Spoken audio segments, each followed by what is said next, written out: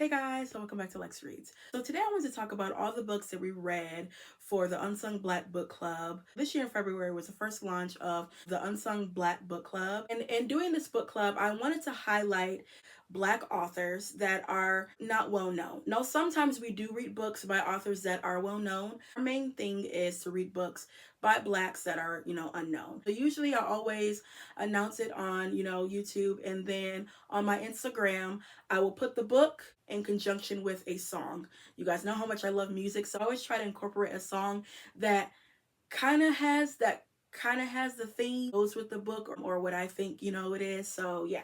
Also, you guys, I'll put the list of songs that I pick for each book down in the description box, so you can see like which song goes with the book. So for February, our first book was Flyy Girl by Omar Tariq. We all know Flyy Girl. This is a classic when it comes to urban fiction, when it comes to, Black urban fiction. This one, it didn't really do anything for me, to be honest. But yeah. Next, in March, we read Two Lives of Sara by Catherine Adele West. In the South, set in Memphis, I believe. Yeah.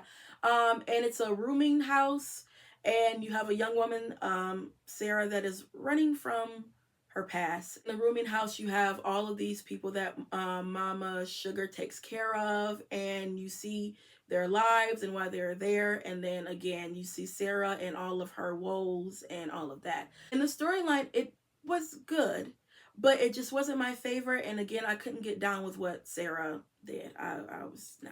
Next, for our April pick, we read The Women of Brewster's Place by Gloria Naylor. Now this one, 5 stars all the way. I had read this book when I was about 19 years old, and when we picked it, I was so excited because it had been years. I love the miniseries that came out in the 80s.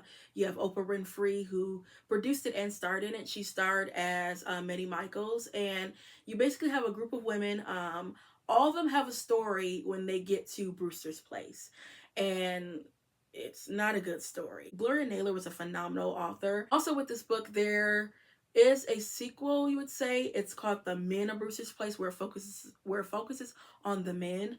And then she has a book called Linden Hills, which it's not a sequel, but Linden Hills is like the elite part of town, like the suburbs, and then you have Brewster's Place. So you are aware of Linden Hills in this book. Next, in May, we read The Color of Family by Patricia Jones.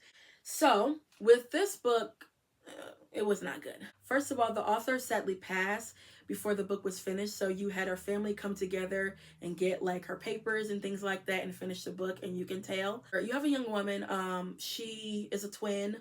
Her brother had a son by a white woman. The brother ends up dying, and throughout her whole life, she keeps up with her nephew, and he is a well-renowned pianist. And like I said, she keeps up with him, but the mother, the white woman, which is his mother, she doesn't tell him about his father, and the main character contemplating about telling, him. And it was just that back and forth, back and forth. It had the potential of being good because in the beginning it was like, oh, I'm gonna like this. But then it went way down. And actually it was difficult to read. It honestly was. It was very difficult to read. But yeah, we didn't like this book. Sorry, Patricia. I'm so sorry, but we did not like this book. Next, for our June pick, we picked B.B. Moore Campbell, Brothers and Sisters. So this I liked. You have a woman named Esther. Esther, set in the 90s. She works in a bank. I believe she's like, is she a loan officer or somewhere? She's like high, on the rank. And you have her, I wouldn't say friend, but her colleague, Mallory, who is a white woman, and she's basically like schooling Mallory on being a Black woman in the 90s working in corporate, and how Mallory just doesn't get it. Okay, she honestly doesn't get it. And Esther just tells her, as a Black woman, we have to work twice as hard, and all of this, and a lot of times we have the credentials, but we get looked over. And again, she just doesn't get it. I mean, you're a white woman, there's some things you're just not going to get. But in comes a young man that ends up working in the bank with them, and I believe he becomes both of their bosses, and they both like him, but he gravitates more towards, at one point, Mallory. He's playing both sides of the game, and as a black woman, you already know sometimes we feel some type of way when the black man go for the white woman, and it's like, are you serious right now? And yeah, this was just a fun book. I really did enjoy it. Next in July, we read Augustown by Kai Miller. This one I actually liked because it had some magical realism where usually I don't really deal with that, you know, people flying and all of that. But I liked it. You had a Jamaican boy who was raised by his grandmother. Really do get in the mind of a like Caribbean woman in the Caribbean, you know, boy, young boy. And I felt so sorry for his mother. Oh my goodness. I would say Mama Taffy probably was my favorite. I really did like her. Just like African, you know, authors, Caribbean authors, they're fantastic storytellers.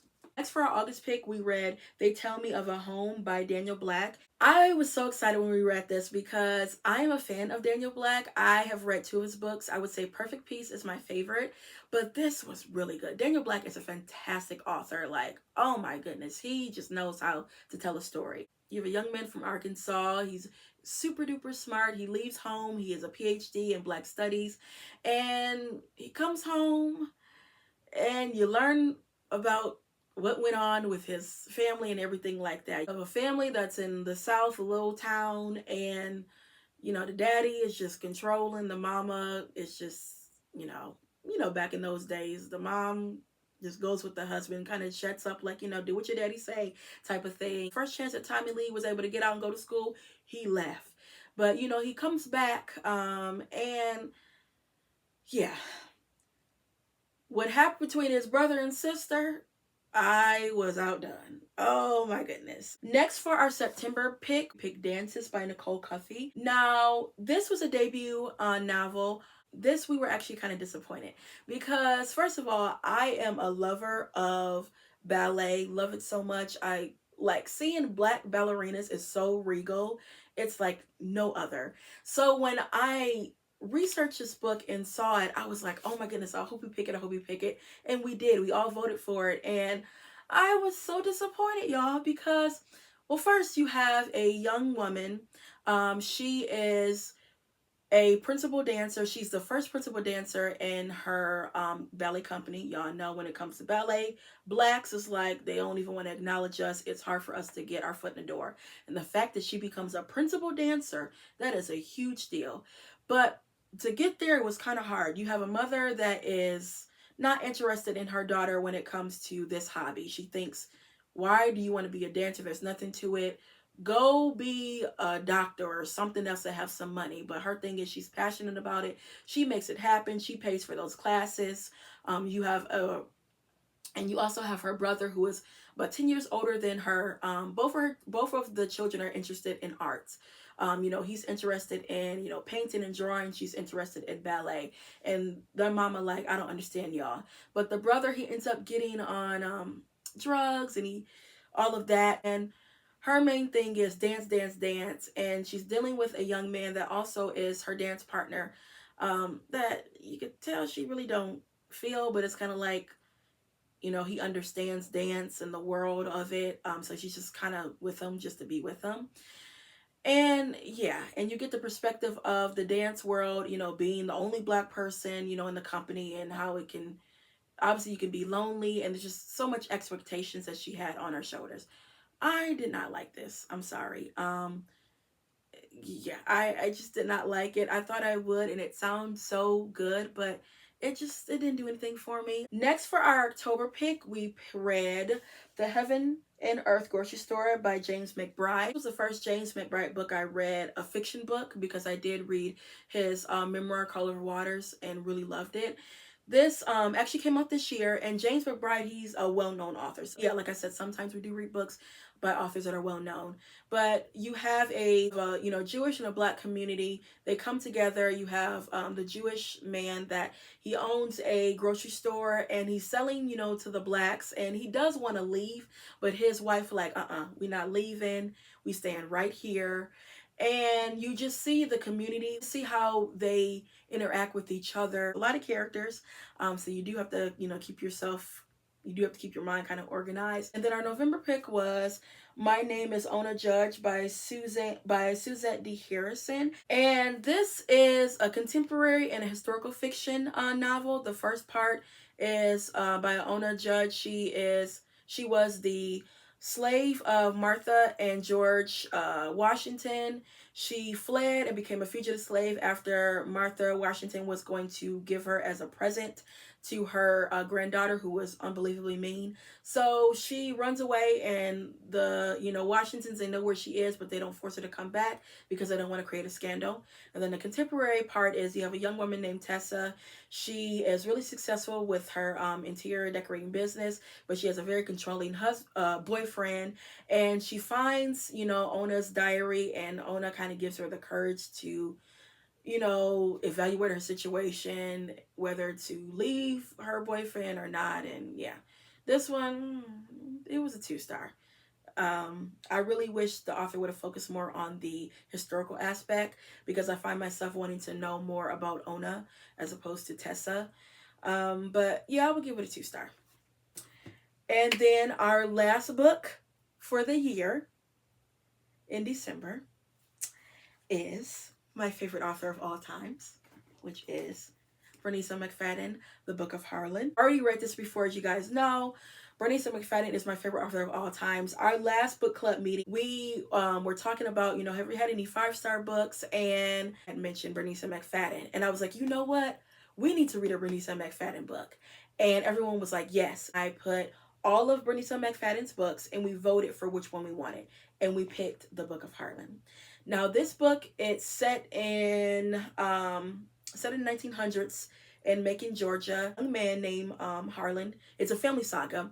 Harlan is born in 1917, and you see his life. You see him as a baby, you see him as a boy, you see him as a grown man.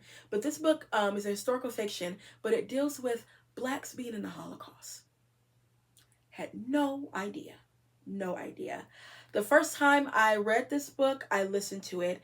Now I am going to physically read it. I am just so excited to get back into Bernisa McFadden's works. You guys know back in November, I had a resurgence. I read Sugar. I read Sugar. I read Praise Song for the Butterflies, and I read Loving Donovan. So I am on a Bernisa McFadden kick, and I'm so glad that we picked this for our December book club. Cannot wait to discuss this in January. I know we're going to have such a great discussion, because her books are conversational pieces, and this book is for sure a conversational piece. I cannot wait to dive into this. So yeah, guys, that is it when it comes to the Unsung Black Book Club this year. Again, I want to thank you guys so much for participating. We'll continue in 2024. Yeah, guys, that was our rundown for 2023. So that's all I have for you, and I'll be back with more Black books. Bye.